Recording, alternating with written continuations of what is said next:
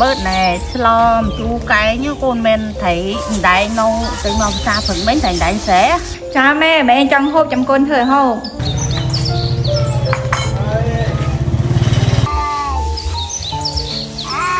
maiខ្ញុំម្ល៉េះចង់ហូបអីហ៊ាននិយាយប្រាប់កូនភាសាត្រង់ដោយការពីមុនទេកាលពីកូនភាសាទៅមនោខ្មែរថ្មីអត់ហ៊ាននិយាយប្រាប់កូនភាសាត្រង់ទេមើលគាត់ចង់ហូបអីចឹងគាត់និយាយលេងជាមួយនឹងកូននិយាយថាមុខម្ហូបនេះគួរចង់ហូបមុខម្ហូបនេះគួរឆ្ងាញ់ចឹងទៅតែប្រពន្ធខ្ញុំក៏ដឹងតែម៉ែក្មេងនិយាយថាមុខម្ហូបនេះទំនងមើលមកគួរចង់ហូបក៏ដឹងម៉ែចង់ហូបអាហ្នឹងហើយ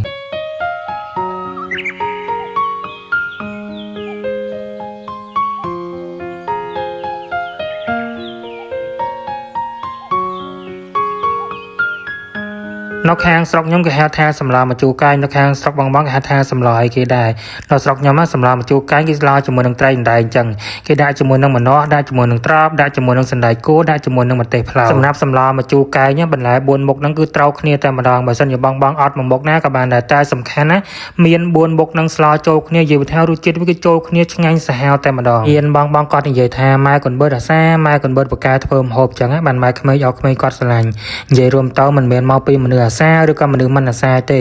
អាស្រ័យទៅលើម៉ែក្មេងឲ្យក្មេងដែរអាស្រ័យទៅលើមនុស្សដែរបើសិនជាកូនភាសាស្រីរៀបការឲ្យមករស់នៅខាងប្តីប៉ះចាំម៉ែឲ្យក្មេងចិត្តច្រើនប៉ះចាំម៉ែឲ្យក្មេងរឿងច្រើនអាហ្នឹងទោះជាកូនភាសានឹងរលួយបានថ្នាក់ណាកូនភាសានឹងអាសាថ្នាក់ណាក៏ដោយដឹងតែមានរឿងនៅតែមានរឿងតល់តែបានពេលយើងរៀបការឲ្យបើសិនយើងអាចមានលទ្ធភាពសុខចិត្តនៅតែខ្លួនកវេកឆ្នាំងនៅតែខ្លួននៅផ្ទះតែខ្លួនទៅស៊ីអត់ស៊ីឃ្លានយើងនៅតែពីរនាក់ប្តីប្រពន្ធយើងអាហ្នឹងរស់នៅបានសុខជាងនៅជាមួយនឹងម៉ែឪសម្រាប់ត្រីអណ្ដែងយើងធ្វើរួចរាល់ហើយក៏យើងយកវាមកស្រោចទឹកក្តៅមកប្រងដើម្បីវាអស់ជាតិលម្អិលរួចហើយយើងយកវាទៅលាងទឹកសម្អាត2 3ទឹកបន្ថែមសម្រាប់សម្លម្ជូរកាយនេះចោលអត់បានទេជាមួយនឹងខ្ទិះដូងយើងពូតយកខ្ទិះដើមហ្នឹងអ្នករកនេះយើងពូតវារៀងច្រើនបន្តិចទៅព្រោះថាសម្លនេះគឺយើងអត់បានប្រើទឹកទេយើងដាក់ខ្ទិះដូងហ្នឹងស្លោតែម្ដងមុនដំបូងម៉ែcònបើដាក់ខ្ទិះដូងហើយខ្ទិះដូងយើងរៀងក្តៅបន្តិចយើងដាក់គ្រឿងចូលគ្រឿងយើងបុកមិញហ្នឹងរំលែងគ្រឿងហ្នឹងឡើងឈ្ងុយហើយចាំយើងដាក់ប្រហុកចូលដាក់ប្រហុកចូលរួចរាល់យើងដាក់ជាមួយនឹងម្ទេសឆាអានេះអាម្ទេសការីយើងហ្នឹងច្រឡំម្ទេសឆាហ្នឹងម្ទេសការីហ្នឹងយើងដាក់ម្ទេសការីចូលរួចរាល់យើងរំលែងម្ទេសការីនឹងជាមួយនឹងគ្រឿងឡើងឈ្ងុយហើយយើងចាក់ខ្ទិះដូងចូលទាំងអស់តែម្ដងខ្ទិះដើមហ្នឹងពុកម៉ែបងប្អូនទាំងអស់គ្នាក្រោយពីយើងចាក់ខ្ទិះដូងចូលរួចរាល់ហើយយើងទុកវារៀងពុះបន្តិចចាំយើងដាក់ត្រីរបស់យើងចូលឃើញអត់ពុកម៉ែបងប្អូនទាំងអស់គ្នានេះវិធីធ្វើរបស់ម៉ែកូនបឺតគឺរបៀបហ្នឹងយើងរំលែងត្រីហ្នឹងឲ្យឈ្ងុយជាមួយនឹងគ្រឿងបន្តិចយើងដាក់ជាមួយនឹងប៊ីចេងដាក់ជាមួយនឹងស្ករសចូលតែម្ដងយើងដាក់អំពិលទុំហ្នឹងឲ្យរៀងជូរបន្តិចបើសិនជាមានកសាំងស្លោជាមួយនឹងកសាំងរឹតតែឆ្ងាញ់ថែមទៀតយើងរំលែងត្រីជាមួយនឹងគ្រឿងបានរៀងឈ្ងុយបន្តិចមើលរៀងឆ្អិនត្រីបន្តិចយើងចាប់ផ្ដើមដាក់បន្លែរបស់យើងចូលទាំងអស់តែម្ដងមានជាមួយនឹងម្នាស់សណ្តែកគួរទ្រាប់រួមជាមួយនឹងម្ទេសផ្លោកយើងចាក់ចូលដំណើរគ្នាទាំងអស់តែម្ដងទៅព្រោះបន្លែទាំងអស់ហ្នឹងគឺវាផុយដំណើរគ្នាទេក្រោយពីយើងដាក់បន្លែចូលរួចរាល់ហើយយើងកូរបន្លែហ្នឹងឲ្យចូលជាមួយនឹងគ្រឿងបន្តិចគ្របទុកវាមកពុះមើលតែបន្លែរបស់យើងរៀងស្លោកបន្តិចគឺឆ្អិនល្មមតែម្ដង